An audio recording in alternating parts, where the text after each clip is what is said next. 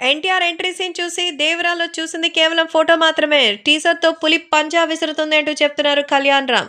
So, young tiger ఎన్టీఆర్‌కి సంబంధించిన latest 'దేవర' పోస్ట్‌ని చూసి అందరికీ గూస్ బంప్స్ వచ్చిన సంగతి తెలిసిందే.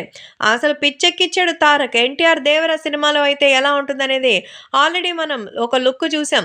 సో, ఎంతో అద్భుతంగా మనం చూసినటువంటి ఆ గ్లింప్స్ చూస్తే ప్రేక్షకులకి ఉవ్వెత్తున ఎగసిపడే అలల మధ్య దూసుకొస్తున్న ఓ సింహమే కనిపిస్తుంది. ఫ్యాన్స్‌కి అదిరిపోయేటువంటి న్యూ ట్రీట్‌ని ఇచ్చేసాడు.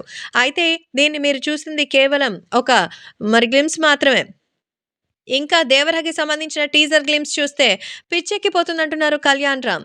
సో, దీంతో ఎన్టీఆర్ ఫ్యాన్స్‌లో 2024 ఫుల్ జోష్‌తో మొదలైపోయింది. కొత్త ఏడాదిలో 'దేవర' బరిలోకి దిగారంటూ కామెంట్స్ చేస్తున్నారు నెటిజన్లు. 'దేవర' సినిమాకి సంగీతం అందించిన అనిరుద్ ఈ సినిమా టీజర్‌పై చేసిన వ్యాఖ్యలతో సినిమాపై భారీ అంచనాలు పెరిగాయి. పులికి అందరూ సలాం కొడతారు. త్వరలో వచ్చే టీజర్‌ని చూస్తే అర్థమవుతుందనేలాగా ఆయన చెప్పారు. మరోవైపు కళ్యాణ్ రామ్ కూడా 'దేవర' సినిమాకి సంబంధించి అంచనాలకు మించే ఉంటుంది. ఎలాంటి సందేహం లేదంటూ మరొక రకమైనటువంటి బజ్‌ని క్రియేట్ చేసినటువంటి సంగతి తెలిసిందే. ఏదేమైనా 2024 బాక్స్ ఆఫీస్ 'దేవర' సొంతం అనేది ఖచ్చితంగా చెప్పొచ్చు.